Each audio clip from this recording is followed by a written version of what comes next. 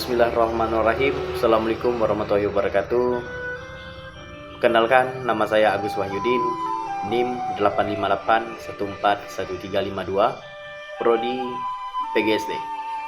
Baiklah teman-teman, tahukah kalian proses lahirnya Pancasila dimulai dari sidang pertama BPU PKI, Badan Penyelidik Usaha-Usaha Persiapan Kemerdekaan Indonesia, pada tanggal 29 Mei sampai 1 Juni 1945, di mana Soekarno menyampaikan pidato tentang 5 dasar negara yang kemudian dikenal sebagai Pancasila.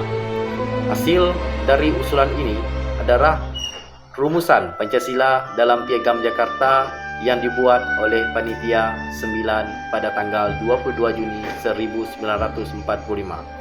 Terakhir, melalui sidang PPKI, Panitia Persiapan Kemerdekaan Indonesia, pada tanggal 18 Agustus 1945. Piagam Jakarta disempurnakan dan Pancasila resmi disahkan menjadi dasar negara dalam pembukaan Undang-Undang Dasar 1945. Proses lahirnya Pancasila melibatkan serangkaian sidang oleh Badan Penyelidik Usaha-Usaha Persiapan Kemerdekaan BPUPK, penyusunan Piagam Jakarta, dan pengesahan oleh Panitia Pelaksana Kemerdekaan Indonesia (PPKI). Sidang pertama tanggal 29 Mei sampai 1 Juni 1945. 1. Ketua BPUPK Dr. Rajimin Widoyo Ningrat meminta anggota untuk memaparkan pandangan mengenai dasar negara. 2. 3 tokoh utama yaitu Muhammad Yamin, Suparno, dan Soekarno menyampaikan gagasannya. 3. Pada 1 Juni 1945, Soekarno menyampaikan pidato yang mengusulkan 5 dasar negara yaitu kebangsaan Indonesia, internasionalisme, dan perkemanusiaan, mufakat atau demokrasi, sejahtera sosial, dan ketuhanan yang Maha Esa. Ia menamakan 5 asas ini sebagai Pancasila. 4. Tanggal 1 Juni kemudian diperingati sebagai hari lahir Pancasila. Pembentukan Panitia 9 pada tanggal 22 Juni 1945. Setelah sidang pertama, dibentuk Panitia 9 yang bertugas merumuskan kembali gagasan-gagasan dasar negara, yaitu anggotanya adalah: yang pertama, Insinyur Soekarno-Hatta; kedua, Dr. Andes Muhammad Hatta; yang ketiga, Mr. Muhammad Yamin; yang keempat, Mr. Ahmad Subeobarjo; yang kelima, Mr. Mararamis; yang keenam, Kiai Haji Abdul Wahid Hashim; yang ketujuh, Abdul Kahar Muzakir; yang kedelapan, Haji Agus Salim; yang kesembilan, Abi Kusno Turikjo Sono.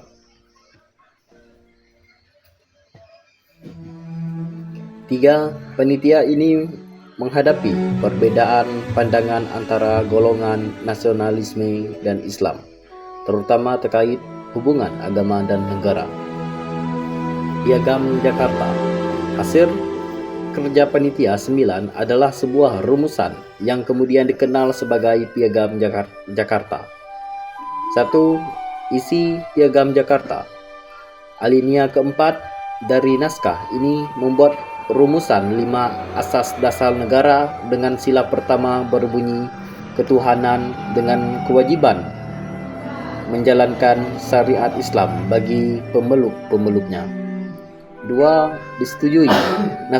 Naskah ini disetujui pada 22 Juni 1945 dan selanjutnya dibahas dalam sidang BPUPK kedua. Sidang PPKI. Setelah kemerdekaan Indonesia diproklamasikan, PPKI yang diketuai oleh Soekarno dan beranggotakan wakil-wakil dari seluruh Indonesia melanjutkan tugas BPUPK. Sidang PPKI pada tanggal 18 Agustus 1945. Sebelum sidang, ada keberatan dari perwakilan Indonesia bagian timur mengenai sila pertama di Piagam Jakarta. Atas dasar musyawarah untuk menjaga persatuan bangsa, Muhammad Hatta berinisiatif untuk mengubah rumusan sila pertama. Sila pertama dari ketuhanan dengan kewajiban menjalankan syariat Islam bagi pemeluk-pemeluknya diubah menjadi ketuhanan yang Maha Esa. Hasil sidang PPKI pada tanggal 18 Agustus 1945 mengesahkan Undang-Undang Dasar 1945, menetapkan Pancasila yang rumusan sila pertama telah diubah sebagai dasar negara yang sah dan dicantumkan dalam pembentukan Undang-Undang Dasar 1945, mengangkat Soekarno dan Muhammad Hatta sebagai Presiden dan Wakil Presiden Republik Indonesia. Setelah yang kita ketahui, Pancasila bukanlah mudah dibentuk, adalah benar. Proses perumusan Pancasila sebagai dasar negara melibatkan perjuangan pemikiran yang panjang dan mendalam oleh para pendiri bangsa Indonesia ini.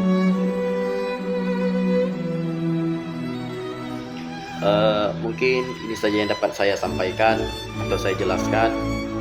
Apabila ada yang kurang, saya mohon maaf yang sebesar-besarnya. Saya akhiri dengan wabillahi taufik wal hidayah. Assalamualaikum warahmatullahi wabarakatuh.